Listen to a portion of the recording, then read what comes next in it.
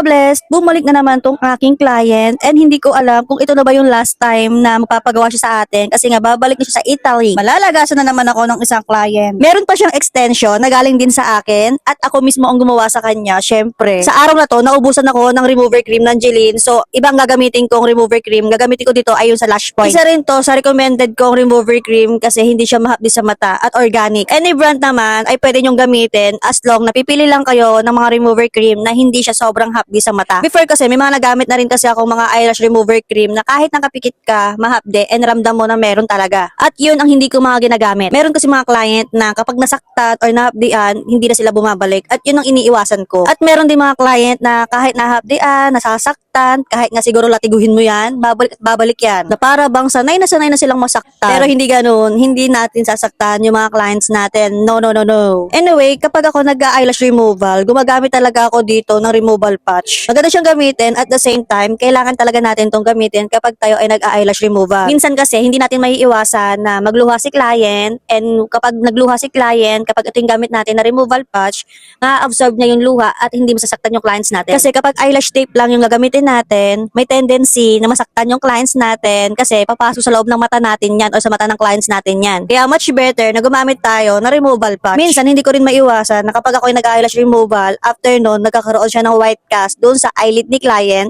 Yung white cast, galing siya sa residue ng glue and doon sa remover cream. So kapag gano'n, ang ginagawa ko lang, kumukuha lang ako ng cotton buds and binabasa ko lang din siya ng water. And pinapahid ko lang siya dahan-dahan doon sa part ng meron white cast and yung pahid na sure tayo na hindi masasaktan yung clients natin. Hindi ko siya tinitigilan hanggat meron pang natitirang white cast. So kapag wala na, mag-proceed na ako doon sa paglalagay ng eyelash tape. Nag-apply din ako dito ng gel patch kasi sure ako na hindi naman siya allergies dito sa gel patch natin. Kung hindi naman kayo gumagamit ng gel patch or wala tayong pambili kasi nga medyo pricey nga tong gel patch na to, okay lang naman din. Basta sure lang na lalagyan natin ng eyelash tape yung bottom lashes ni client. And sa paglalagay ng gel patch or sa eyelash tape, wag natin isasagado sa pinaka-waterline ng eyes ni client kasi mamumula yung mata ng clients natin. At dahil galing ako sa eyelash removal, kailangan kong gumamit ng perfect primer ng Jeline para matulungan tayo and matanggal natin yung mga extra oil and extra dirts. Kaya minsan, kung nakaka-experience tayo na kapag tayo nag-a-apply, hindi siya dumidikit, dumudulas siya dahil nga meron siyang oil. Kaya kailangan din talagang gumamit tayo ng perfect primer or lash primer. Anyway, yung gagawin natin kay client ay katulad lang din nung first time yung pinagawa, second time yung pinagawa, third time yung pinagawa, hindi ko alam kung pang ilan niya na to ngayon. Bale, ang gagawin ko sa kanya ay customize set. Ang mapping niya ay doll eye dahil gusto niya yung doll eye dahil nakakalaki daw ng eyes niya.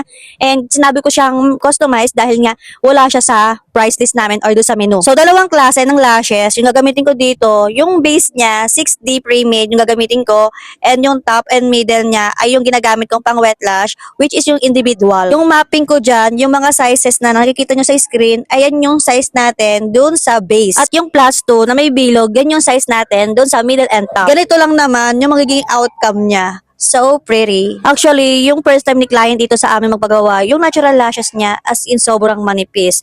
And ngayon ilang beses niya na siyang napapagawa sa amin. Napakapal ko na siya. Yes, kasi tama yung pag-a-apply natin. Kaya yung natural lashes niya ay kumapal. So ay na mga ka-bless, this month ay punong-puno tayo ng pamimigay ng lash kit, mga gamit sa pagni-nails, ano pa ba. Pero ngayon, ito muna yung pamimigay natin sa ating masisipag na followers at sa mga users ng Jeline's product. Lahat po ay pwedeng sumali, kahit yung kapitbahay mo na hindi nagla-lashes, pwede yan sumali. So, ito yung mechanics. Intindihin pong maigi ang mechanics. So, number 1, dapat po ikaw ay naka-follow sa atin, Joanna Jill's Lash Room. Pangalawa, dapat ikaw ay naka-follow sa Professional Beauty Supplies kay Jeline. Number 3, kung ikaw ay user ng Jeline, mag-video ka ng gawa mo, itag mo ang Professional Beauty Supplies at itag mo rin ang Joanna Jill's Lash Room. Number 4, mag-comment lang kung bakit user ka ng Jeline's, kung bakit mas pinili mong gumamit ng Jeline's kaysa sa ibang brand. Number 5, kung hindi ka pa user ng Jeline dahil wala ka pang pambili, wala pang pang-budget, gagawin mo lang palaging mag-comment, mag-react, at mag-share sa lahat ng groups na meron ka. So, yun lang muna mga ka-bless. Thank you for watching. Bye! Mwah!